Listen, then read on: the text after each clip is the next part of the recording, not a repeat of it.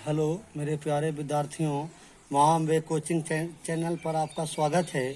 आज मैं class 10th का हिंदी का एक कविता राम नाम बिनु बिरथे जग जन्मा और जो नर दुख में दुख नहीं माने, दोनों का हिंदी अर्थ बताने जा रहा हूँ। इसका कवि परिचय मैं पहले बता चुका हूँ, जिसका वीडियो बना हुआ है वो वहाँ पे चैनल पर उपलब्ध है, देख सकते हैं। तो आज हम इसका अर्थ आपको हम एक लाइन पढ़ के बनाते हैं। देखिए, सबसे पहले है कि राम नाम बिनु बिरथे जगी जन्मा।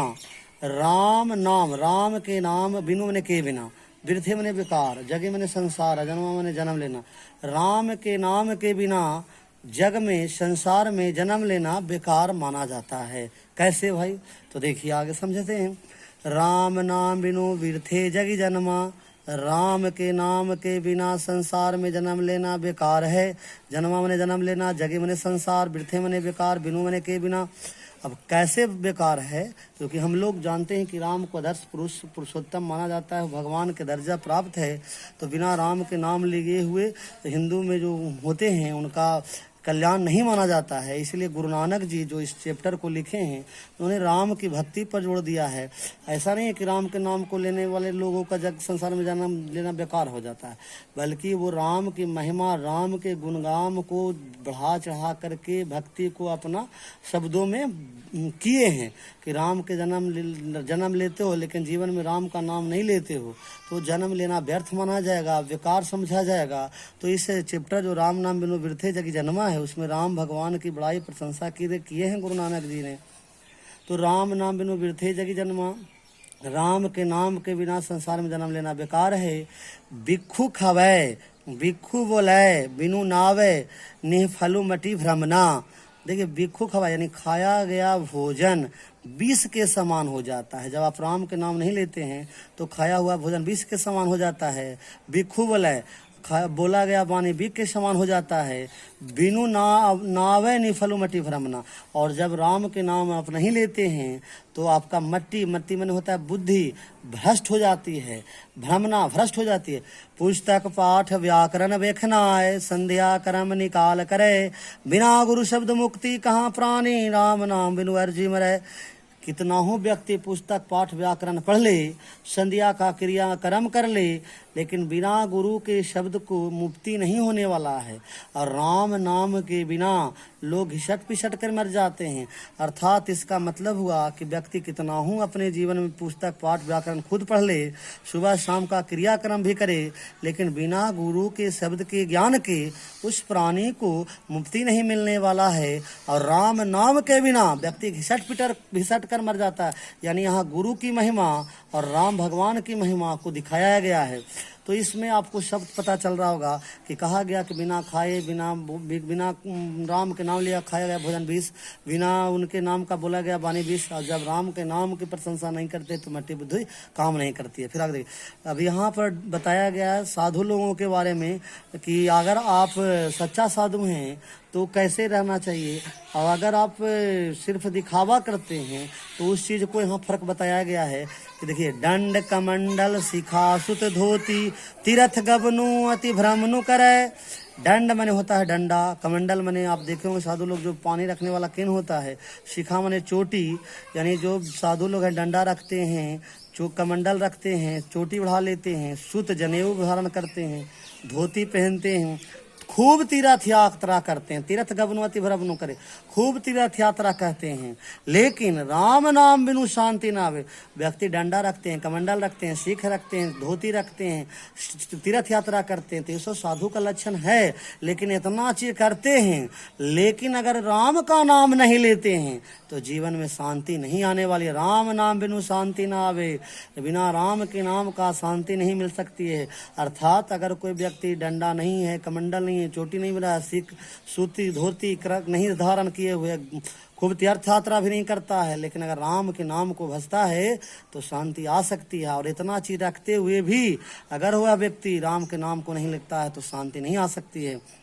जपी हरि हरि नाम सुपरे परे, जो व्यक्ति हरि का नाम को भजता है वह दुनिया में श्रेष्ठ हो जाता है। इसलिए हरि का नाम को भजना चाहिए।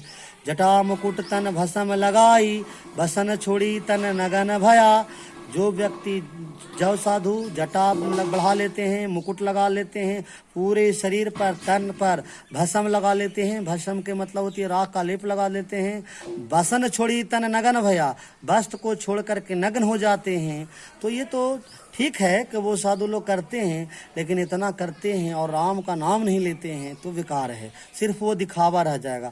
या इतना करते हुए वो भक्ति नहीं करते हैं, दिखावा करते हैं तो वो बेकार समझाएगा, लेकिन इतना करके अगर वो भक्ति करते हैं तो भी यहाँ बेकार नहीं समझा जाएगा। यानी एक सच्चा साधु को वो बता रहे हैं कि देखिए कोई ज़रूरी नहीं है कि डंडा कमंडल सूता सिख होती भरसम लगाना, नंगा होना, खूब तीर्थ यात्रा करना, ये कोई ज़रूरी नहीं है। आप नाम से भी उनके सच्चे भक्त बन सकते हैं और सच्ची काम करें, सच्ची लगन से भक्ति करें, तो इतना दिखावा करने का कोई ज़रूरत नहीं है, ऐसा कवि का मानना है, गुरु नानक जी का। जेते जियाओ जंत जल थल महियल। अब गुरु नानक जी कह रहे हैं कि जेते जियाओ, जियो में जीव, जहाँ जहाँ जीव जिंदा रहता है, जंत जल थल यानी जल हो या तो थल हो या तो महियल आसमान हो, यत्र तत्र तू सरब जिया, हे प्रभु आप सभी जगह पाए जाते हो, सभी जगह हो, अर्थात ईश्वर जो है जल थल सभी जगह हैं, तो जहाँ जहाँ जीव है वहाँ वहाँ सभी जगह ईश्वर हैं। गुरु प्रसादी रखले जन को, हरिरस नानक झोली पिया। जो व्यक्ति गुरु के ज्ञान को प्रसादी के समान रखता है वह व्यक्ति दुनिया में श्रेष्ठ हो जाता है। यानी यहाँ देखिए फिर से गुरु की महिमा का व्याख्यान किया गया है कि गुरु के ज्ञान को प्रसाद की तरह रखना चाहिए। हरिरस नानक झोली पिया, जैसे गुरु नानक जी अपने गुरु की भक्ति को किए तो गुरु नानक को हरिरस, हरि प्लस रस अर्थात ईश्वर की प्राप्ति हो गई और वह दुनिया में श्रेष्ठ हो गए। आज गुरु नानक जी को हम लोग पूजते हैं, तो इसमें हर हालत में राम भगवान की प्रशंसा की गई है, राम भगवान की प्रशंसा की गई। अब हम लोग दूसरा देखेंगे, जो नर दुख में दुख नहीं माने, ये इसी का पाद 2 है।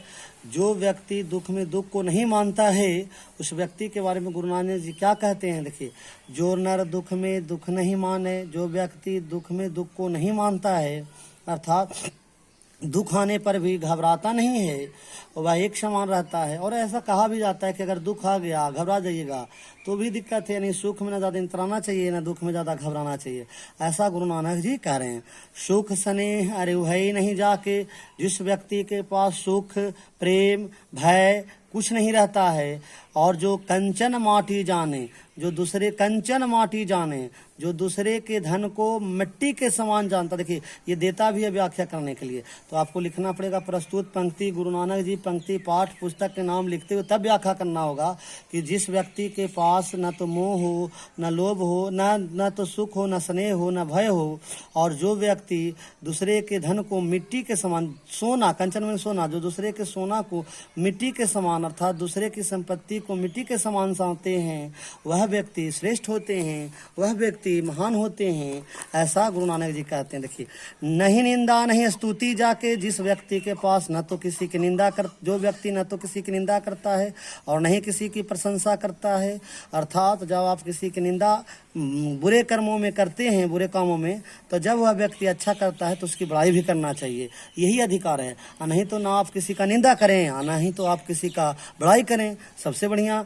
लोभ मोह अभिमान, और ना तो जिस व्यक्ति के पास लोभ हो मोह हो, अभिमान में होता घमंड, जिस व्यक्ति के पास घमंड आ जाता है, मोह आ जाता है, लोभ आ जाता है, उसका विनाश निश्चित माना जाता है, अर्थात घमंड लोभ मोह को त्याग देना चाहिए, ऐसा शिक्षा दे रहे हैं। और कहा गया अगर आप किसी की निंदा करते हैं बुरे कामों में तो उसकी अच्छाई वाले कामों को भी प्रशंसा करें, और नहीं तो न तो निंदा आप करें और नहीं किसी की स्तुति करें, ऐसा इस पाठ का संदेश है। यानी कहे का मतलब हुआ जिस व्यक्ति के पास न तो किसी की निंदा हो न वह किसी की प्रशंसा करता है, न जिसके पास लोभ हो मोह हो घमंड हो, हरस सोख ते रहे नियारो, जो व्यक्ति सुख में दुख में एक समान रहता है, नहीं मान अपमान, वह व्यक्ति किसी के मान और अपमान को नहीं जानता है, नहीं मानता है।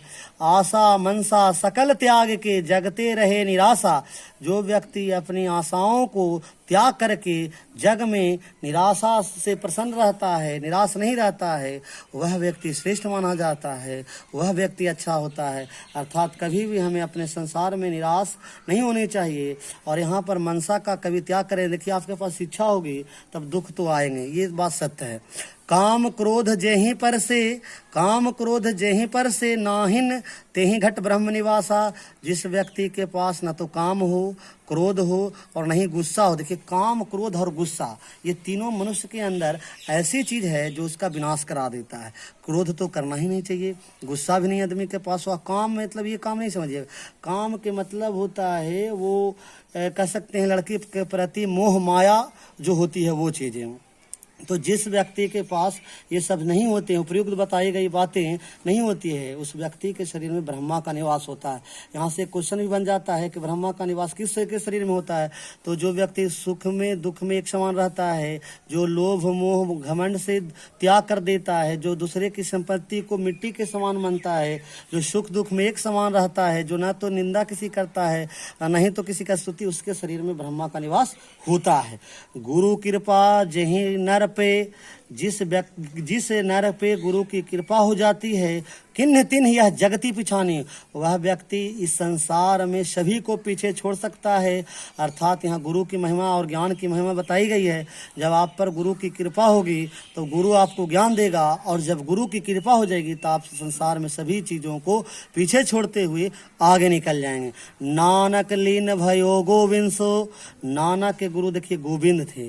नानक के गुरु कौन थे? गोविंद। तो कहते हैं कि मैं अपने गुरु में इस प्रकार लीन हो गया, सो ज्यों पानी संग पानी। देखिए यहाँ पानी और पानी, ये पानी बने हुआ नदी, ये पानी बने हुआ समुद्र। अर्थात जिस प्रकार से नदी जब समुद्र में मिलता है तो एकदम अपना नाम त्याग देता है, और जब पानी नदी समुद्र में मिलता है तो गुण उसका बढ़ जाता है। तो ठीक उसी प्रकार से जो व्यक्ति अपने गुरु में लीन हो जाता है, अपने गुरु की बातों को ध्यान देता है, वह दुनिया में श्रेष्ठ हो जाता है। जैसे गुरु गोविंद सिंह कहते कि मैं अपने गुरु गोविंद में लीन हो गया तो मैं आज श्रेष्ठ हूँ, मैं जग में पूजा जाता हूँ। ठीक उसी प्रकार से जो भी विद्यार्थी गुरु की बातों को, ज्ञानों को बताई गई, चाहे तो वह गुरु कोई भी हो, उनकी बातों को ध्यान से सुनेगा, रखेगा, वह महान बन जाएगा। आशा करते हैं कि मेरे द्वारा बताई गई दोनों कविताएं अच्छी लगी होगी, और जब अच्छी लगेगी तो 10वां के विद्यार्थी तक पहुंचाने का कृपा करेंगे, और वीडियो को शेयर करेंगे, लाइक करेंगे, कमेंट करेंगे। जय हिंद दोस्तों।